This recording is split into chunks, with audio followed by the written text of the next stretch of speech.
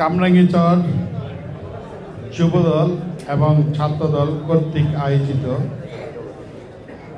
উপস্থিত আছেন কামরাঙ্গীচরের মুরব্বীগণ, আলেমগণ এবং সিনিয়র নেতৃবৃন্দ, যুবদলের নেতৃবৃন্দ, কামরাঙ্গীচরের ছাত্রদলের নেতৃবৃন্দ, বিএনপির নেতৃবৃন্দ, মহিলা দলের নেতৃবৃন্দ, আশেপাশের থানার নেতৃবৃন্দ, উপস্থিত কামরাঙ্গীচরের সাবেক নেতা মোহাম্মদ রফিক ভাই, হাজি দেলাওয়ার ভাই, বিএনপির আহ্বায়ক আমার মোহাম্মদ নাইম এবং অঙ্গ সংগঠনের নেতৃবৃন্দ, গাফফার সহ শামীম সাহেব, পলাশ, আরো অনেক নেতৃবৃন্দ আছেন, নুরে আলম সহ সবাইকে আমার আন্তরিক শুভেচ্ছা। আসসালামু আলাইকুম। আমি আপনাদের কিছু বলতে চাই। আমার দেশ নেত্রী খালেদা জিয়া 3বার প্রধানমন্ত্রী, উনি অনেক কষ্ট করে গিয়েছেন, কিন্তু আমাদের মনের আশা ছিল একটাই, যে সরকার তাকে যে কষ্ট দিয়েছে বিগত দিনের, উনার পতনটা যেন দেখে যেতে পারে, আল্লাহ তার শেষ ইচ্ছাটা যেন পূরণ হয়। সেটাই হয়েছে। সেই যে সম্মান পেয়েছে, এই সম্মান এটা পৃথিবীতে ইতিহাস হয়ে থাকবে। তার জন্য দোয়া করবেন, মনের থেকে দোয়া করবেন, আল্লাহ যেন তাকে জান্নাতবাসী করে। পাশাপাশি আমার মায়ের জন্য দোয়া করবেন। আমার মাও বলেছে এই শয়তান বেটি কবে যাবে, আমাদের আরো এই কষ্ট সহ্য হচ্ছে না। আমার বাসায় রান্না করা ভাত ছিল, ভাতটাকে ফেলে দিয়েছে পুলিশ এসে। তার 2টা কর্মী ছিল, মানে বাসায় যে লুকিয়েছে পুলিশ যখন এসেছে, একটা মহিলা কর্মী আর একটা আমার ভাগনা, দুজনকে ধরে নিয়ে গেছে। মা ধরে রাখতে পারেনি, আঁচল থেকে ধরে নিয়ে গেছে মহিলা কর্মীকে এবং আমার ভাগনাকে। যাক, আমার মাও দেখে গেছে যে শয়তান বেটি চলে গেছে। তাদের স্বপ্ন ছিল যে এই দেশ একদিন স্বাধীন হবে, আল্লাহর রহমতে সেটা হয়েছে। স্বাধীনতা আমরা আবার পেয়েছি। আপনাদের কাছে আমি একটু বলি, আপনাদের দাবি 3টা। একটা হলো মাতৃভূমি, আপনাদের জন্মভূমি কামরাঙ্গীচর, সেটাকে কিভাবে ধরে রাখবেন। দ্বিতীয় হলো গ্যাস, 3 নম্বর হলো ব্রিজ।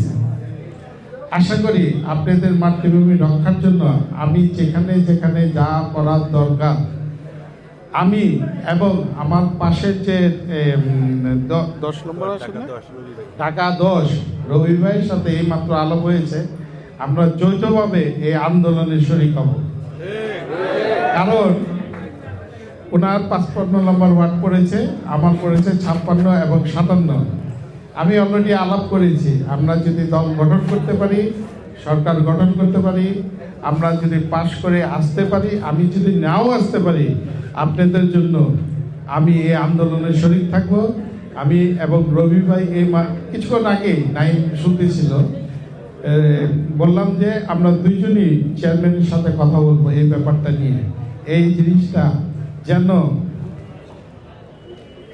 সাথে আমান ভাইকেও নিয়ে নিব, যেহেতু আমাদের সাবেক নেতা আমানুল্লাহ আমান ভাই, আমার বড় ভাই, আমার রাজনীতি গুরু, তাকেও সাথে নিয়ে নিব, নিয়ে এই আন্দোলনে শরীক হব এবং চেয়ারম্যানের সাথে বসে কথা বলবো আপনাদের এটা কিভাবে রক্ষা করা যায়। আমি একটা আশ্বস্ত করতে পারি, আমরা থাকা অবস্থায় আপনাদের মাতৃভূমি যাবে না কোথাও। আপনারা এটা নিয়ে টেনশন করবেন না, আমরা যেখানে যেখানে যাওয়ার দরকার সব জায়গায় যাব, এটাকে রক্ষা করব ইনশাল্লাহ। আমার বিশ্বাস আমরা পারবো।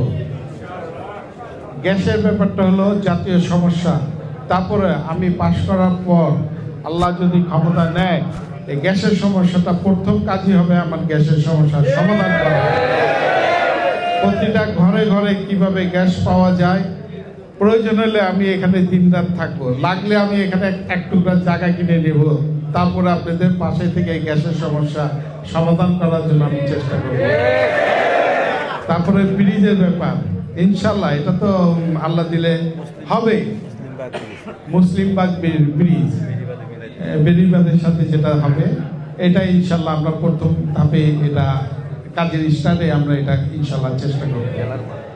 খেলার মাঠ হবে, আইটি সেকশন হবে 2টা ওয়ার্ডে, শিক্ষার ব্যবস্থা হবে, মেডিকেল ব্যবস্থা হবে, হেলথ কার্ড হবে, যেটা ফ্যামিলি কার্ড হবে, রেশন দেওয়া হবে। এগুলো অনেক কর্মশালা আছে, বিএনপি পরিকল্পনা আছে, এগুলো আমরা বই আকারে ছাপিয়েছি। আপনারা প্রতিটা ভোটার মানে প্রতিটা ফ্যামিলি একটা বই পাবেন, বইতেই সব লেখা আছে কি কি পরিকল্পনা আছে, আলেম সমাজদের জন্য কি আছে। আপনারা জানেন, যারা চিনমন্ত্রী হলে গিয়েছেন ইতিমধ্যে, যে তারা নিশ্চয়ই জানেন তাদের ইমাম, মুয়াজ্জিন এবং খতিব তাদের প্রতি মাসে তাদের বেতন দেওয়া হবে সরকারিভাবে। এটা আমরা বিএনপি ইনশাল্লাহ যদি ক্ষমতা আসে এই কাজটা আমরা ইনশাল্লাহ করতে পারবো। দ্বিতীয় কথা হলো যে শিক্ষা ব্যবস্থা, বেকার সমস্যা, সন্ত্রাস, যেটা বিগত দিনে বিএনপি র্যাব নামিয়েছিল, ওটাকে অনেকটাই আমরা সন্ত্রাসমুক্ত করতে পেরেছিলাম। বাট ওই র্যাবকে আবার ব্যবহার করা হয়েছে রাষ্ট্রীয় খাতে, আমাদের উপরে টর্চার করা হয়েছে। আবার ইনশাল্লাহ আমরা এই সন্ত্রাসটা যেমন নির্মূল হয় সেই ব্যবস্থা ইনশাল্লাহ আমরা করব। এবং আমাদের জনাব তারেক রহমানের ওয়াদা সন্ত্রাসমুক্ত, চাঁদামুক্ত সুন্দর একটা দেশ আমরা উপহার দেব।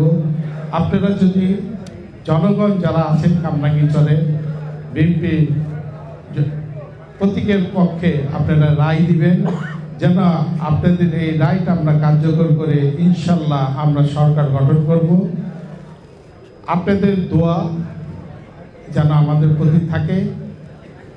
আপনারা ইনশাল্লাহ পাশে থাকলে, আল্লাহ কবুল করলে আমরা সব কাজ পারবো। জনগণ হলো শক্তি।